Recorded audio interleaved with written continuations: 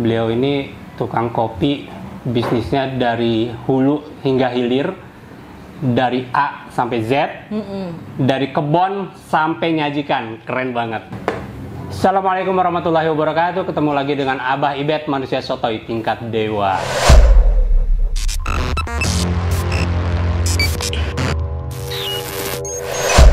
Oke, ini adalah vlog pertama kami bersama cewek kece. Kece orangnya, kece pengalamannya, kece ilmunya, kece bisnisnya, kece ngajarinnya. Kebetulan beliau adalah guru saya yang mengajarkan banyak hal. Dan beliau adalah pebisnis yang memiliki beberapa jenis usaha. Kalau beberapa itu 2 atau 3 ya, ini banyak. Jadi memiliki banyak bisnis, mulai dari blek sampai dengan bisnis kopi. Oke, kita langsung aja kenalan dengan Teh Rani Mayang. Pakai enggak pakai eng. Oh, Teh Rani Mayasari. Assalamualaikum Teh. Waalaikumsalam warahmatullahi wabarakatuh. Mungkin boleh kenalan dulu Teh. Buka ini ya, nggak apa-apa ya. Buka deh. Assalamualaikum warahmatullahi wabarakatuh. Waalaikumsalam. Salam kenal, saya dengan Rani, tukang kopi dari Bandung. Dari Bandung. Beliau ini tukang kopi, bisnisnya dari hulu hingga hilir, dari A sampai Z, dari kebon sampai nyajikan. Keren banget. Kang kopinya kece deh. Iya. Teh, ceritain Teh, dari awal mula ya, secara singkat aja lah, gimana kok bisa sampai cewek terjun bisnisnya dari hulu sampai hilir gitu loh. Gitu. Ya awalnya karena bangkrut bisnis sebelumnya. Oke. Jadi bangkrut bisnis sebelumnya, nggak bisa pinjam duit lagi ke bank, apalagi ke teman, ke saudara ya. Ngopi dulu kita di tempat ngopi. Nah dari situ saya masih ingat ngopinya di Garuda di Noah Ban. Jadi dia kedai kopi kecil tapi kopinya benar gitu. Oke. Saya tambah porsi kopi dulu. Oh, mantap. Nah ini long black. Long black. Wah. Bisa Keren, kelihatan kremanya kan? Oh, mantap. Itu udah long black aja tuh kremanya masih kayak espresso ya. Iya. Oke. Jadi dari ngopi itu saya amati, lalu larang orang, saya coba hitung-hitung, kayaknya cuannya gede juga di jualan kopi. Oke. Tetapi yang belum saya pelajari saat itu, investasinya berapa kan gitu. Oke. Jadi saya ngopi seminggu tuh setiap hari, pagi sampai malam. Pagi sampai malam? Ya.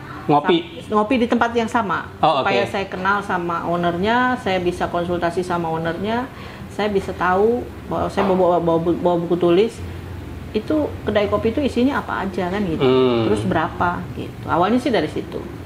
Jadi singkat cerita, mulai buka kedai kopi itu tahun 2013. Kedai kopi bener ya, itu 2013. Kedai kopi bener. Kalau kedai kopi abal-abal sebelumnya udah punya. Oh, oke. Gitu. Jadi udah mulai kopi yang seduh gitu ya. Abal-abal ini gimana? Abal-abal itu kopi yang itu loh. Kalau tahun 2007-an tuh lagi musim kopi vending yang pakai powder gitu. Kalau dipijit jadi cappuccino, tapi powder dia dipijit jadi latte. Nanti ada bisa diganti-ganti kan, itu ada 3 menu dalam satu vending kan. Waktu itu saya sempat sewa-sewain mesin vendingnya, pengusaha powder drinknya itu. Tapi waktu itu masih kopi-kopi ya, belum ke banyak buah rasa. Itu ada teman saya. Nah saya ke mesinnya. Itu saya sebut, sekarang saya sebut tuh kopi abal-abal. Karena kalau kopi yang bener kan kita lihat bijinya, digiling saat kita order kan gitu. Kita tahu itu biji apa, dari mana. Nah itu kopi bener. Jelas gitu. asal-usulnya. Apa yang kita minum itu harus tahu, harus jelas gitu. Akte lahirnya ada gitu. Akte lahirnya ada. Nah, terus aku pernah lihat itu Teh di kebun Teh. Nah, itu kebun gimana Teh? Jadi ngelola sendiri atau ya gimana? Kan sebenarnya ada orang yang journey-nya itu tuh, perjalanannya itu dari berkebun dulu, atau dari buka kedai kopi dulu, atau kerja jadi barista dulu. Itu tergantung kesempatannya masing-masing. Saat itu saya berkesempatan buka kedai kopi dulu dengan segala keterbatasan ilmu. Kemudian saya belajar di Anomali Kopi, saya belajar pertama kali barista di situ. Terus saya juga belajar ke supplier-supplier besar, karena memang prinsip saya kalau ingin kualitas produknya bagus, bahan bakunya juga harus bagus. Nah, karena keterbatasan pengetahuan, shortcutnya saya cari supplier yang udah punya nama. Tetapi resikonya kan harganya mahal. Nah, sehingga ke harga pokok produk saya secangkir kopinya jadi tinggi. Nah, dari situ saya belajar lagi bagaimana supaya saya punya supply chain yang kuat. Nah, dari situ saya beli dulu green bean dari teman-teman nih. Dari teman-teman pengolah, saya roasting. Ternyata ada revenue juga tuh, ada selisih margin di situ. Dari ngerosting gitu. Dari ngerosting, dari tadinya beli roasted, saya beli green bean kan gitu. Terus di roasting. Habis dari situ belum ke kualitas nih. Kita masih hitung-hitungan duit dulu, kan itu yang bikin semangat kan, duit dulu. Pokoknya ada cuan dulu lah ya. Gitu. Nah, dari situ karena pengolah ini ternyata juga bersentuhan langsung dengan petani, otomatis ketika saya sering main ke pengolahan kopi teman-teman itu saya ketemu petani. Dari situ kenalan, oh begini, bahwa tidak harus dulu berkebun kopi ketika memang mau mulai masuk ke supply chain, yaitu jadi pengolah dulu. Pengolah pasca panen dulu kan gitu. Karena sebenarnya berkebun itu nggak mudah juga kan gitu. Jadi begitulah awalnya. Yang membuat titik utamanya adalah ketika supply chain saya, saya udah ketemu nih kopi ini yang cocok misalkan kan gitu. Pesan ke supplier itu udah nggak ada. Kopinya. Saya sempat nanya ke teman-teman pengusaha kopi yang udah punya nama, ini gimana sih kalian bisa mengendalikan stok? Jadi sepanjang tahun si kopi yang signature itu tetap ada kan gitu. Jadi ternyata mereka menghitung histori penjualan mereka. Misalkan long black ini yang disukai adalah long black jazz nih. Jazz ini kan profilnya begini, kopinya dari sini. Berapa banyak kebutuhan setahun? Jadi dia nyetok untuk selama setahun, karena kan panen kopi 1 tahun sekali. Jadi dia nyetok apanya? Green bean-nya, bukan roastednya. Kalau green bean itu boleh lama ya? Boleh, asal penyimpanannya melalui standar tertentu. Jadi dia ada plastik khusus untuk nyimpennya supaya nggak kena kutu. Kemudian juga dia tidak, karena kan dia mengabsorb ya, dia tidak, kelembabannya juga jangan terlalu lembab, udaranya juga jangan terlalu panas, nanti kadar airnya cepat berkurang. Jadi kualitasnya menurun. Gitu ya? Gitu. Jadi dari situ baru kebutuhan yang memaksa saya harus masuk ke hulu gitu. Akhirnya sekarang punya kebun. Punya kebun. Berapa luas? Enggak banyak sih, hanya 2 hektar, tapi kerjasama dengan petani-petani lain yang banyak. Jadi sebenarnya kita nggak perlu punya kebun yang luas-luas. Yang penting bisa bekerja sama dengan petani. Betul.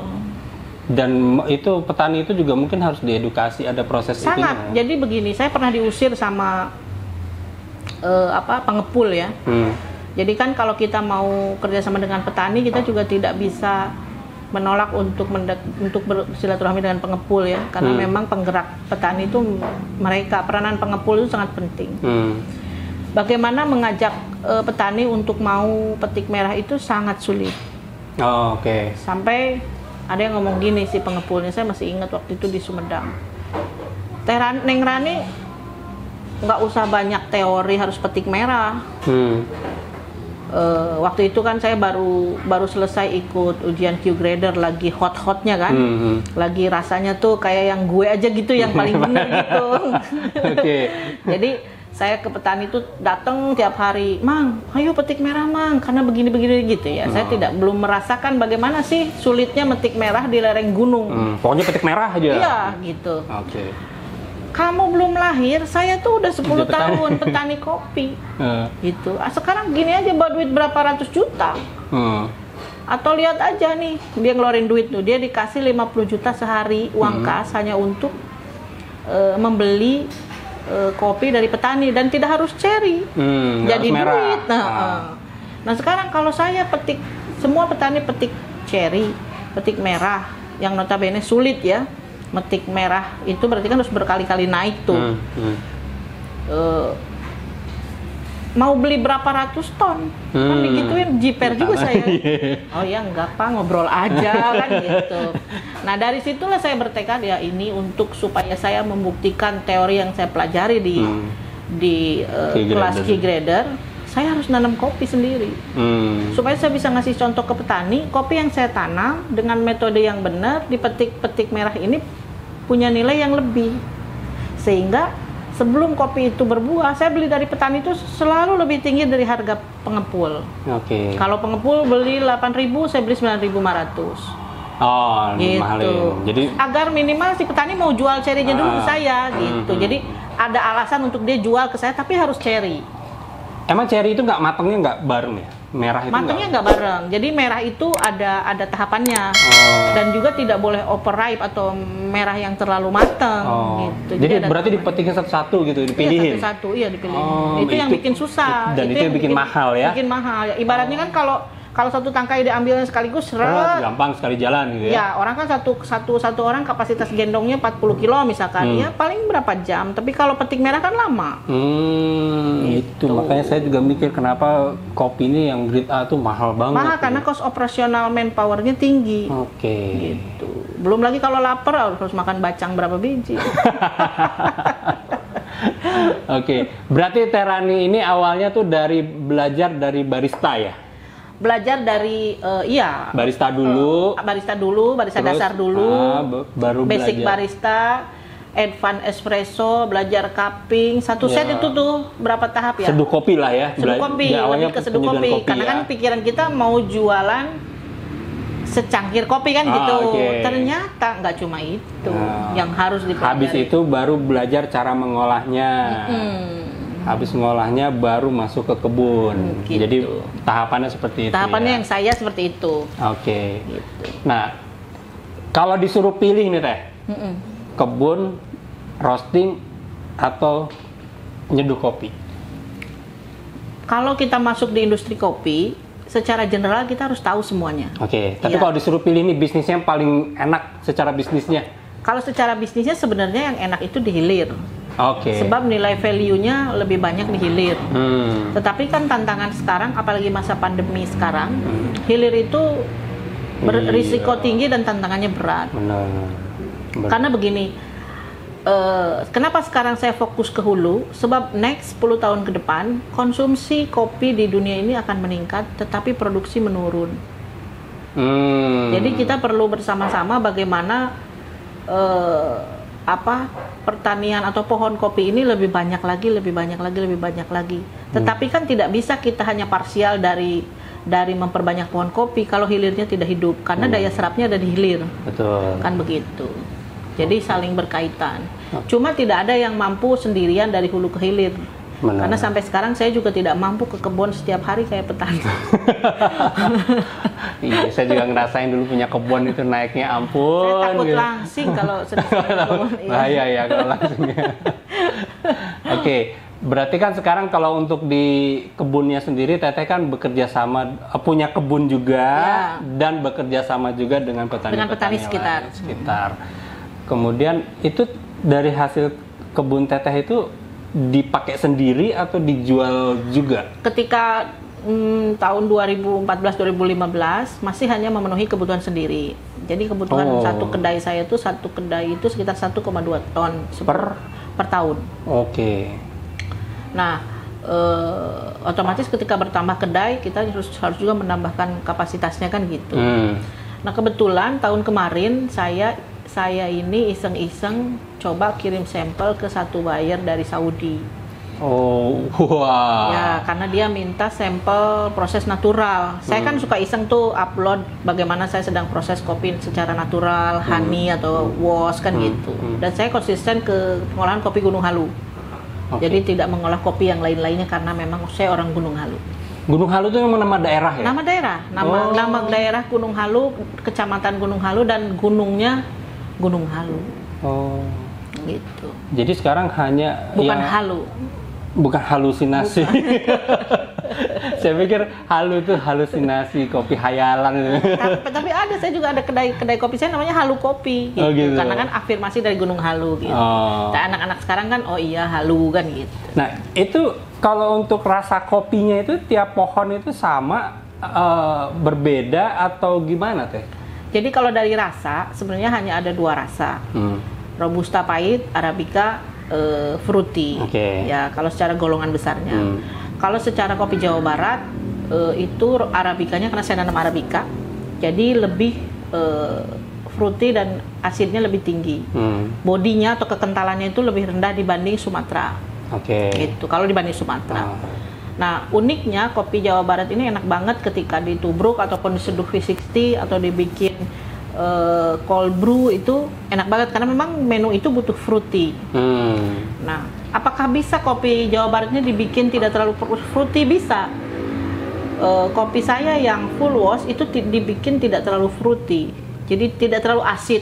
Fruity-nya iya, asamnya kurang, bodinya naik. Bodinya naik. Ya. Oh, bisa dibikin dengan dari pohon yang sama. Dari pohon yang sama. Oh, jadi Karena dari pohon yang sama bisa menghasilkan dua rasa. Pengolahannya yang berbeda. Oke. Jadi buah yang sama, kebun yang sama, pengolahan yang berbeda, hasilnya akan berbeda. Metode pengolahannya sama nih, wash, tapi ada beda metode untuk supaya asamnya tidak terlalu tinggi. Sebab apa? Sebab orang Asia nggak suka asam. Oke. Kan di sini judulnya saya bukan mau taunya kopi pahit. Gaya-gayaan. Iya, saya kan mau jualan biar dapet cuan kan. Bagaimana kita menjual produk yang disukai kebanyakan orang umum. Kalau dibilang benar, iya benar sih, proses kopi Jawa Barat itu harus asam karena memang karakter kopi Jawa Barat asam. Tetapi kan kalau pas diminum orang bilang gini, kok asam? Enak nggak? Nah, asam. Nah, karena kan orang Asia tuh nggak suka asam sebenarnya gitu. Oke. Nah, terus ini ada sering saya dengar cerita orang nih Teh. Katanya kopi itu kan ada rasa buah fruity tadi ya. Ada rasa buah nangka, pisang, apalah gitu. Nah, terus katanya kalau ada rasa pisangnya berarti pohon kopinya itu di sebelahnya ada pohon pisang. Nah, itu bener nggak Teh? Gimana itu Teh? Kalau di kebun kopi pada umumnya sekarang kan di hutan. Oke. Hutan itu kan pohon naungannya tuh ya kalau nggak pohon-pohon kayu keras gitu ya. Agak jarang lah pohon pisang ya. Contoh yang dulu saya sempat ngopi ke salah satu kedai kopi ternama di Jakarta. Ini cobain nih kopi Jawa Barat. Ini jackfruit banget, nangka banget kan gitu ya. Okay. Kan dalam pikiran saya, oh berarti kopi yang bagus tuh yang bau nangka kan gitu. Tetapi ketika saya belajar di kelas Q grader, aroma nangka itu dihasilkan dari mana? Itu adalah dari saat fermentasi di mana tongnya tidak bersih, ada sisa fermentasi yang kemarin.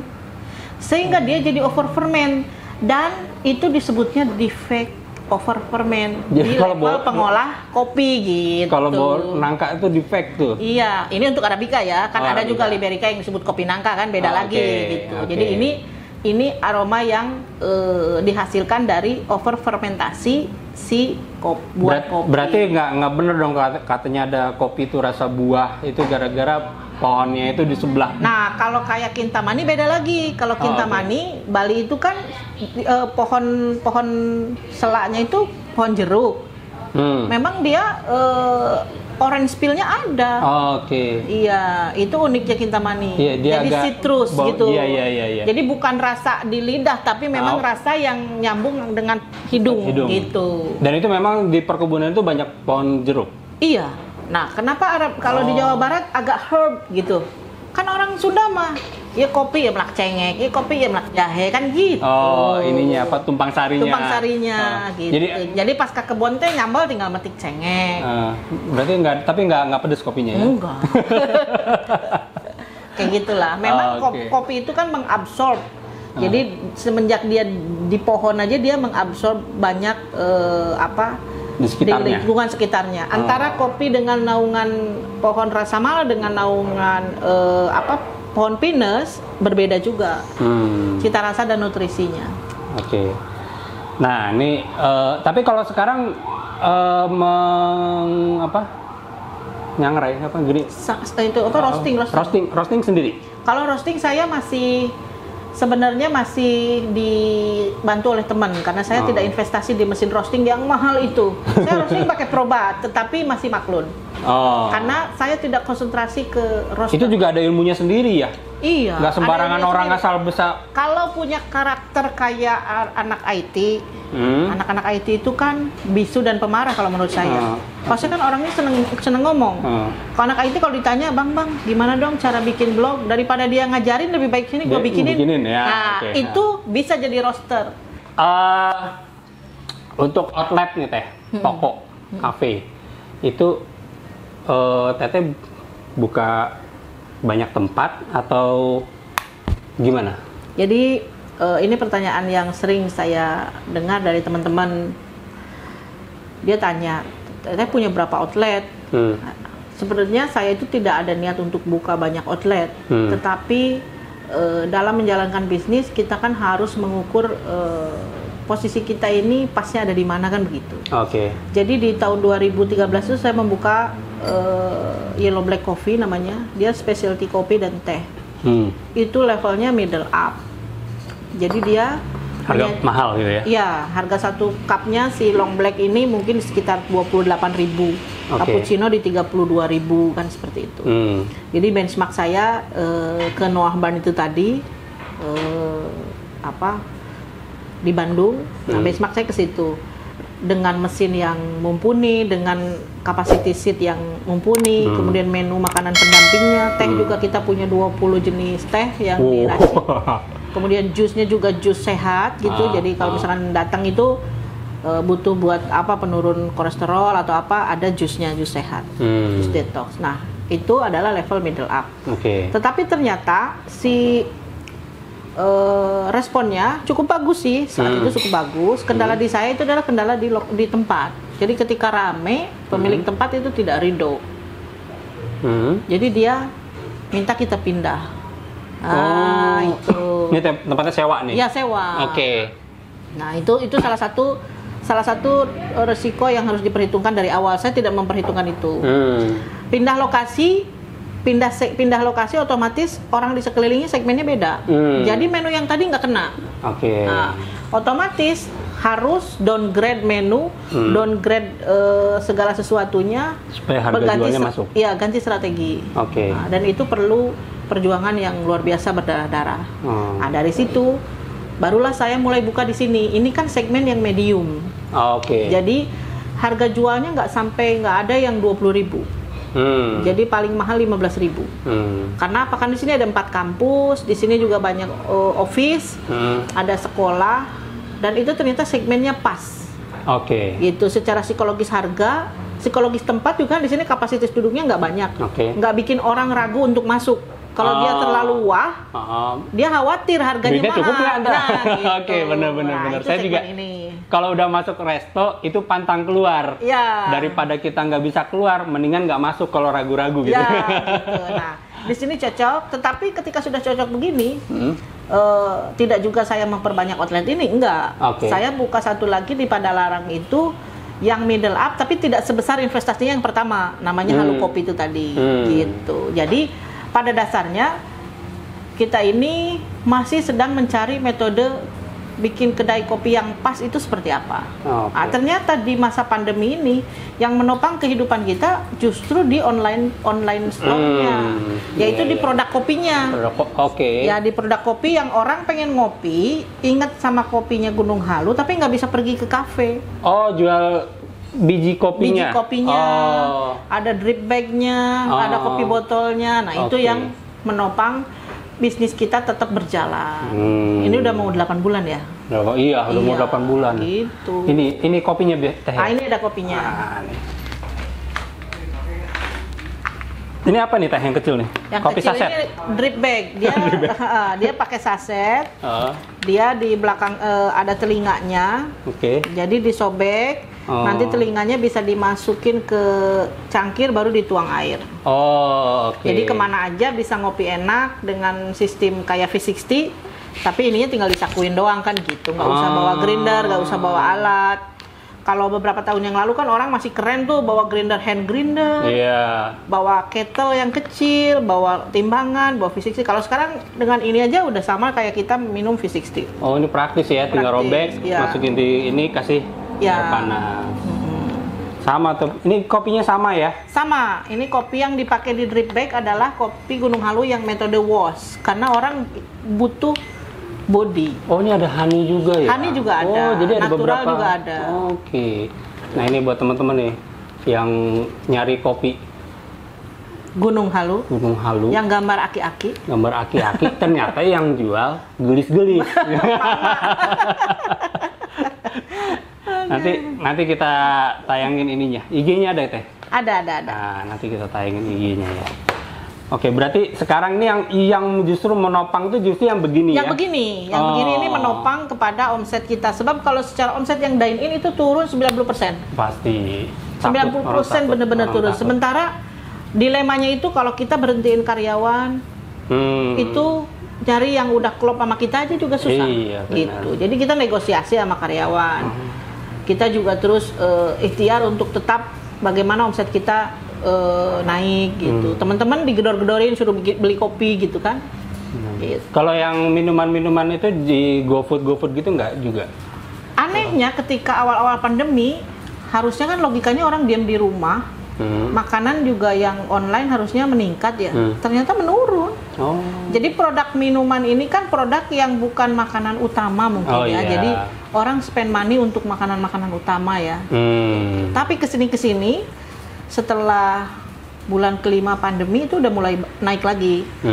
Sekarang omset udah mau hampir normal lagi. Oke. Meskipun mahasiswa belum masuk kuliah. Belum masuk ya, tapi udah pada datang kayaknya. Udah pada datang. Udah pada bete juga di kampung. Oke. Jadi sekarang ini yang Teteh pegang untuk kafenya itu satu brand atau ada beberapa? Ada tiga brand. 3 brand. Masing-masing brand beberapa cabang. Atau gimana? Hanya ada, kalau yang brand saya sendiri hanya ada satu cabang.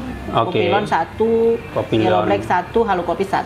Oke. Tapi kalau yang mitra ada yang sudah 6 cabang. Ada kemitraan. Ada kemitraan. Oh. Ada kemitraan. Kalau kemitraan itu gimana? Berarti bahan suplainya semua dari Teteh?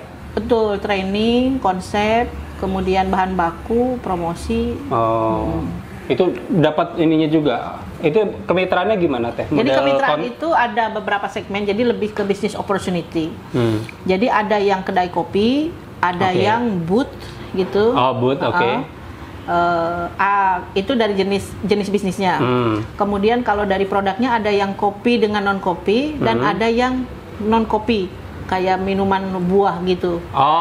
Fruit shake. Oh, main gitu. juga. Main juga di situ.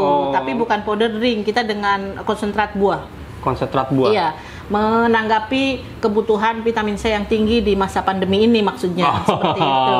Imun. Imun booster. Imun booster. Nah, kalau yang kopi itu bisa disebut bukan franchise ya, business opportunity lah. Jadi masih dikelola oleh kita. Atau dikelola bareng-bareng juga dengan investornya gitu. Nah, maksudnya dikelola dengan kita tuh maksudnya Teteh orang di sana gitu? Ya, jadi dikelola tetap oleh tim kita. Oh. Misalkan mau buka Kupilon nih di Depok nih, oke, dengan brand Kupilon, menunya Kupilon, yang ngerjain tim Kupilon kan gitu. Nanti selama 5 tahun tetap pakai brand Kupilon, habis gitu bagi hasil 50-50 gitu, 50-50 gitu. Oh. Seperti itu. Jadi kalau awal-awal masih full, bukannya di training ya? Di training juga. Di training juga. Apa opsi? Bisa opsi ya, bisa opsi. Karena begini, warung kopi itu untuk tahap awal 6 bulan pertama itu nggak bisa ditinggal. Sehingga kita itu kan belum punya SOP di titik itu. Mungkin SOP kedai Kupilon di Cikutra ini sudah ketemu. Oke. Tetapi treatment di Depok berbeda. Nah, itu yang perlu sama-sama antara kita pengelola dengan investor untuk menyusun SOP yang benar. Untuk khusus Depok, gitu misalkan. Apalagi khusus Jawa Timur, apalagi Bali. Nggak bisa sama ratakan ya? Nggak bisa. Jam buka harus jam berapa? Hari libur ada atau enggak kan gitu. Enaknya hari apa? Kan itu tergantung titiknya. Benar, kemudian oke lah di sini long black ini 15.000. Di Depok apa masih iya 15.000 atau harus jadi 14.000 atau harus jadi 25.000? Jangan-jangan harus 25.000 kan gitu. Sekarang di sini pakai cangkir gini, tapi di Depok belum tentu, semua harus take away. Nah, kan seperti itu. Jadi memang kedai kopi itu unik, nggak bisa disamaratakan seperti kita buka apa ya, buka warteg gitu ya. Standar ya kalau warteg ya. Touchscreen, udah. Karena kedai kopi itu kan orang cari suasana. Bener. Orang datang dalam keadaan perut nggak lapar. Tapi kalau orang lapar, apa aja juga nggak mikir ya. Pokoknya Padang mau ada Padangnya dari mana, udah nggak mikir kan gitu. Nggak harus Padang sederhana. Yang penting saya. Justru kalau ke kafe itu jangan lapar. Jangan lapar. Kalau lapar malah nggak enak ngopinya. Gitu. Seperti itu. Kisaran berapa sih teh jadi mitra? Apa itu mitra ya istilahnya? Mitra ya, okay, mitra untuk bisnis opportunity-nya ya. Jadi kalau sekarang itu kalau untuk tipe boot sekitar 100 sampai 150 juta. Kalau boot ya, boot kecil. Tapi kalau tipe seperti ini, tipe ini kan 6x7 ya. Ini disebutnya kios ya, kedai kopi. Jadi 2 kios jadi 1. Ini sih kitaran di 2,5-an. 2,5 apa nih? 250 juta. 250 juta. Itu udah termasuk sewa, alat, udah termasuk baku, sewa semua. tempat? Udah termasuk sewa tempat. Terus karyawannya juga udah? Udah, Investor tinggal duduk manis aja? Iya, mau ikutan jadi barista investor juga boleh. Nggak ditagih lagi. Kalau nggak ikutan justru rugi kan? Iya, mahal. Udah mahal-mahal lah. Kalau bayar jadi barista lagi, kursus lagi kan mahal lagi. Iya juga sih, bener. Jadi basic barista aja sekarang 3 jutaan ya? Iya. Cuma 2 hari, kan sayang. Oke. Itu kalau mau yang buka kopi. Kalau yang boot sekitar 100 jutaan. 100? Boot kopi ya? Boot kopi. Kalau boot buah itu hanya 9,5 juta. Beda. Nanti kita ulas lagi yang itu. Nah, kalau yang begini-gini jadi reseller bisa? Bisa. Ini tips dari saya. Bisnis kopi itu tidak perlu harus punya kedai kopi. Tidak perlu juga harus punya kebun kopi. Cari kopi yang memang pelaku industri kopi yang mengolahnya sudah baik, yang cita rasa kopinya memang sudah oke. Beli kiloan, harga kiloan, beli kemasan sendiri, dikemas seperempatan. Bikin merek sendiri. Benar. Tinggal dicantumin kopinya dari mana, prosesnya apa, udah dapet cuan. Tapi benar sih supply demand-nya itu. Saya suka ini, pernah main kopi juga dulu. Begitu dapat kopi yang pas di kita produksi, besoknya mau ini barangnya kosong. Barangnya nggak ada. Nah, itu kendala saya dulu. Makanya Teh Rani ini ngamuk, dia sampai beli kebon gara-gara nggak terima suplainya mandek mulu. Iya kan, kita ini kan kalau yang namanya marketing jualan kan nggak bisa nyebut nggak ada kan? Iya. Ada kopi, ada temponya kita mau pesen, nggak ada. Giliran kita ganti kopi lain pasti komplain orang. Pasti komplain, karena tahu rasanya. Iya, benar. Gitu. Nah dari situlah sakitnya tuh di situ. Sakitnya tuh di sini. Kalau yang ini bisa juga, boleh juga. Bisa, branding. ini bisa reseller juga tanpa polos ya, tanpa brand. Tanpa gitu. merek. Kalau gini berapa harganya teh? Ini kalau saya harga jual 15.000. Satunya 15.000. Tapi kalau mau beli minimum dengan tanpa merek bisa sampai 9.000. Ada minimum. Banyak itu. 9.000 ke 15.000. 6.000. 6.000 cuy. Jualan apa? Gini, profitnya 6.000 tanpa kotor-kotor tangan gitu loh. Tinggal modal stiker lagi. Modal stiker aja. Tinggal modal stiker. Jadi nggak ada alasan nggak bisa jualan, nggak perlu punya toko kan? Bener juga. Tinggal jual online, jual Tokopedia, Shopee dan lain-lain. Kalau ini yang bubuknya ada juga? Kalau ini dibubukin saat orang mau beli. Jadi lebih fresh ya? Iya, jadi bagaimana kita belajar mengkomunikasikan ke calon pembeli kita. Kopinya mau digiling untuk seduhan apa? Mungkin awalnya mereka bingung, tetapi secara tidak sadar kita lagi ngasih tahu ke mereka bahwa ini loh standar kopi saya itu nggak bubuk, tapi bisa dibubukin. Pokoknya kopi bubuk. Boleh. Bubuknya tapi kan beda-beda ya. Ada yang kasar, ada yang halus. Mau seduhnya apa? Kalau V60 itu lebih kasar gitu ya. Saya mau tubruk, berarti kalau tubruk itu lebih kasar lagi ya? Lebih kayak V60. Kayak V60 ya? Atau saya mau yang diaduk sampai bubuk tepung gitu bisa juga? Bisa, kayak Vietnam Drip lebih halus dari V60, misalkan kan gitu. Kalau untuk espresso, disarankan memang punya grinder sendiri. Supaya lebih fresh kan. Seperti itu. Oke, teman-teman. Kayaknya udah puas nih saya nanya-nanya. sama Teh Rani, seru kan?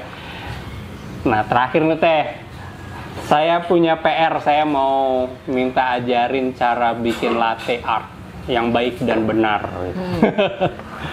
Di sini ada mesin kopinya. Kita ngajarin mau, boleh ya?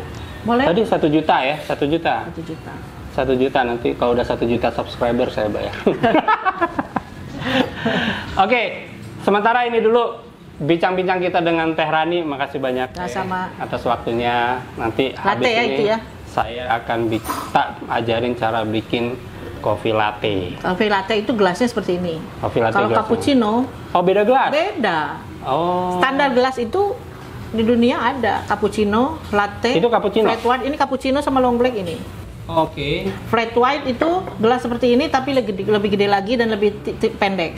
Oh. Espresso ada lagi gelasnya. Ketebalannya espresso lebih tebal dari ini karena dia harus nahan panas lebih lama. Jadi gelas mempengaruhi cita rasa kopimu. Oh gitu. Gitu. Ada yang bilang lagi warna pengaruh sama rasa, gimana tuh? Ya, Warna kalau gelas warna pengaruh sih nggak sih? lebih ke selera, enggak sih kalau Enggak ya? warna. Tapi Katanya- ke bahan keramik dengan kaca beda. Oh. Kemudian yang mulutnya terbuka dengan agak gitu juga beda. Oh. Ketebalannya ini juga beda. Kenapa sering lihat di kafe-kafe itu si gelasnya ditumpuk di atas mesin kan dia supaya gelasnya tetap anget. Ketika espresso masuk ke gelas yang anget dengan espresso masuk ke gelas yang dingin rasanya beda. Oh. Gitu. Oke. Yuk, sekarang kita boleh sekarang Teh? Atau bulan depan? Oh, bulan depan aja. Tahun depan juga nggak apa-apa. Oke, teman-teman, saya mau coba bikin kopi latte yang sudah saya pelajari berbulan-bulan dengan hasil nothing.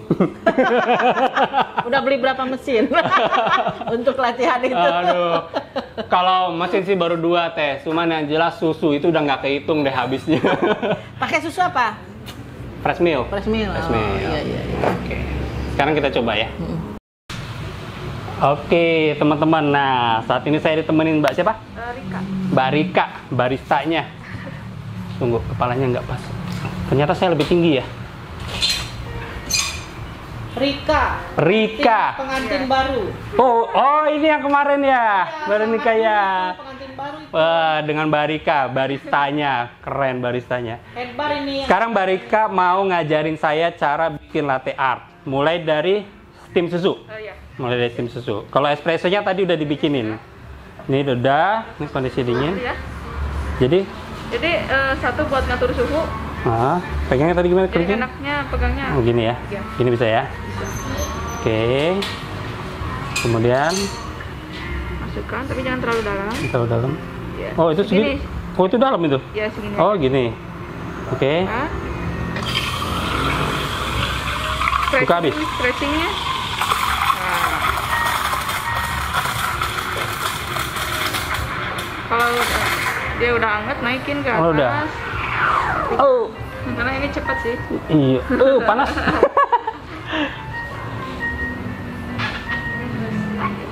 Ya. Oke. Sekarang hilangin bubble.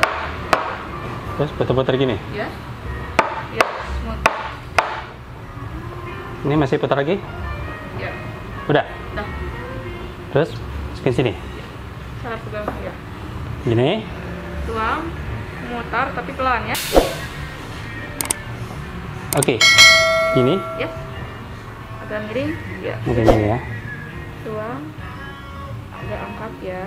Sip. Terus. Mau penuh, fokus di tengah. Moncongnya deketin.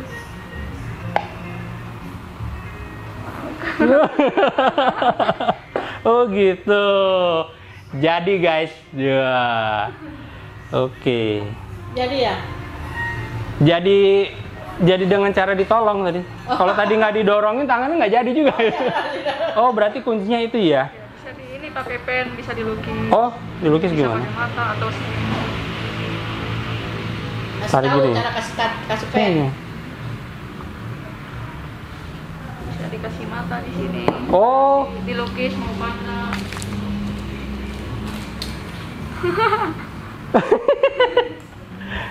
Nih hasilnya nih.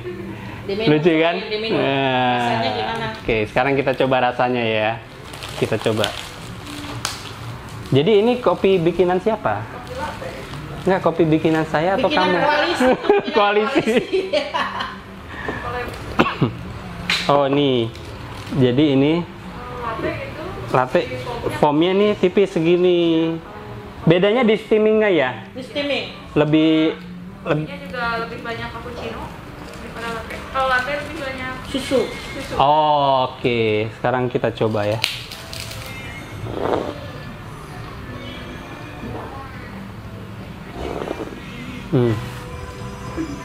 Yang jelas sih nggak pahit. Nggak pahit kopi. Tapi saya biasa bikin kopi begini pahit teh. Itu bean-nya ya? Binnya. Oh, ini nggak pahit loh. Ini kayaknya kalau buat cewek enak nih. Ntar kita coba. Mi, sini. Cobain.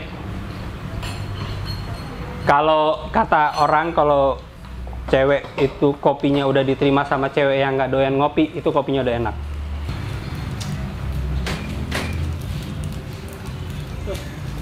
Kok terus-terusan? Makin enaknya jadi keterusan. Oke, teman-teman. Tadi saya udah coba bikin latte. Seru juga. Ternyata selama berbulan-bulan saya belajar latte, baru hari ini saya berhasil bikin latte.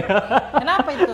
Nggak tahu. Jadi ternyata ada tekniknya, harus begitu diangkat, diturunin tuh langsung. Dorong. Nah, itu yang nggak dapat. Karena kan kalau kita bikin belajar sendiri kan mikirin harga susunya ya. Jadi takut gagalnya, jangan sampai gagal. Akhirnya berusaha maksimal, ya hasilnya jadi berantakan. Jadi ikhlasin aja ngabisin susu. Bener, harusnya ikhlasin, pakai ilmu ikhlas gitu. Biar lepas. Oke. Baik teman-teman, sampai kita di penghujung sesi kali ini. Terakhir mungkin dari Teh Rani mau pesan untuk teman-teman barista, pengusaha kopi atau pemain kopi, pebisnis kopi, mungkin silakan Teh. Pesan saya cuma satu, nikmati kopi asli Indonesia.